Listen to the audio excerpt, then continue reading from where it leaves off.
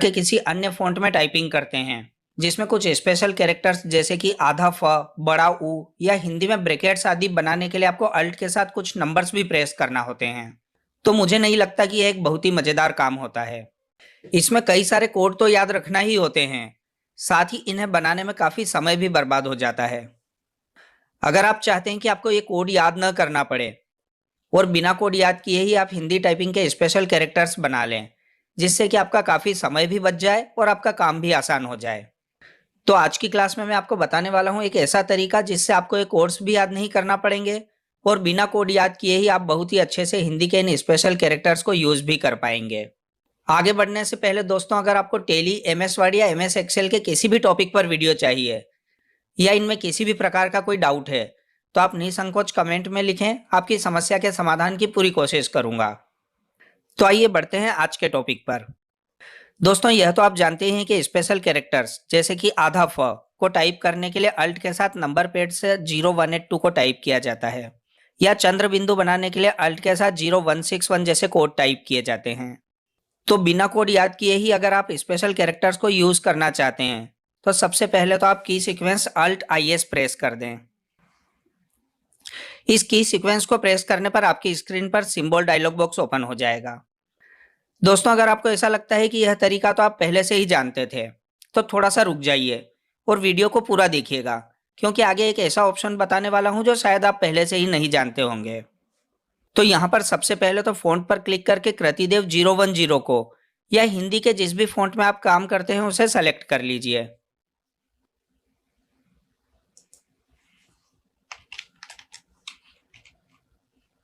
तो मैंने यहाँ पर कृतिदेव 010 को सेलेक्ट कर लिया है। आप कोई और फ़ॉन्ट भी ले सकते हैं। फ़ॉन्ट सेलेक्ट करते ही आप देखेंगे कि उस फ़ॉन्ट का पूरा चार्ट दिखाई देने लगा है। इसे नीचे की तरफ स्क्रॉल करने पर आपको उस फ़ॉन्ट के बाकी के कैरेक्टर्स भी दिखाई देने लगेंगे। अब जिस भी कैरेक्टर या अक्षर को आप इंसर्ट करना चाहते हैं उसे सेलेक्ट कर लीजिए। इसके बाद इंसर्ट बटन पर क्लिक कर दीजिए। आप देखेंगे कि वह कैरेक्टर इंसर्ट हो चुका है। मैंने जो अभी बड़ा वो इंसर्ट किया था, मैं इसे डिलीट कर देता हूं। दोस्तों, अब मैं बताने वाला हूं एक ऐसा तरीका जिसमें इतनी मेहनत नहीं लगेगी और यह काम बहुत ही ज्यादा आसानी से हो जाएगा। तो इसके लिए एक बार फिर से की सीक्वेंस अल्ट IS को प्रेस करके सिंबल डायलॉग बॉक्स ओपन कर लेते हैं। अब जिस अक्षर की आपको बार बार जरूरत होती है उस अक्षर को सेलेक्ट कर लें। तो मैं यहाँ पर आधे फ को ले लेता हूं। इसके बाद नीचे दिए शॉर्टकट की के बटन पर क्लिक कर दें। अब यहाँ पर प्रेस न्यू शॉर्टकट की वाले फील्ड में आपको कीबोर्ड से वह शॉर्टकट की प्रेस कर देना है जो आप इस अक्षर के लिए असाइन करना चाहते हैं। वैसे तो आप कोई भी शॉर्टकट की ले सकते हैं, पर शॉर्टकट की असाइन करने से पहले मैं जो बता रहा हूं उसे आप थोड़ा सा ध्यान से समझ लें। समझाने के लिए यहाँ पर मैं कीबोर्ड से प्रेस कर देता हूँ कंट्रोल के साथ C। आप देखेंगे कि यहाँ पर नीचे की तरफ currently assign to edit copy लिखा हुआ दिखाई दे रहा है। इससे यह पता चलता है कि यह कॉपी करने की शॉर्टकट की है। और अगर आपने इसे असाइन कर दिया तो जब कभी भी कॉपी करने के लिए कंट्रोल के साथ C प्रेस करेंगे तो सेलेक्टेड आइटम को कॉपी करने के बजाय यह शॉर्टकट की हमारे द्वारा असाइन किए गए अक्षर को इंसर्ट कर देगी।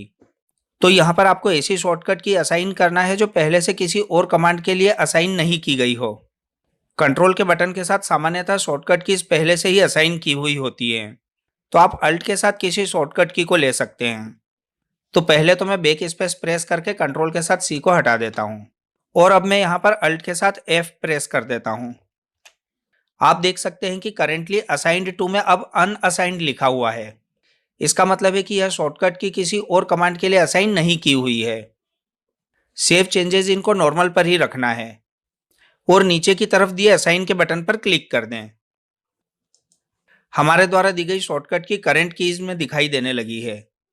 इसका मतलब यह है कि यह शॉर्टकट की इस अक्षर के लिए असाइन हो चुकी है। क्लोज पर क्लिक कर दें और इसके बाद एक बार और क्लोज पर क्लिक कर दें। अब जब भी टाइपिंग करते हुए आपको उस अक्षर की जरूरत हो, आप कीबोर्ड से अपने द्वारा दी गई शॉर्टकट की को प्रेस कर दें। मैंने आधे फ के लिए शॉर्टकट की अल्ट के साथ F प्रेस कर दी है और आप देख सकते हैं कि आधा फ इंसर्ट हो चुका है। आप ऐसे ही अपनी जरूरत के अन्य अक्षरों के लिए भी अलग अलग शॉर्टकट कीज असाइन कर सकते हैं।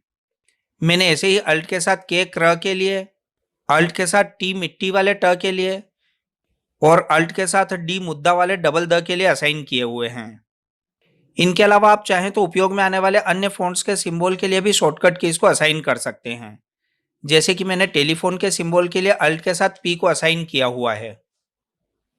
दोस्तों इसी प्रकार से अगर आपको एमएस वर्ड, एमएस एक्सेल या टैली में काम करने में किसी भी प्रकार की कोई समस्या हो रही हो, तो आप निसंकोच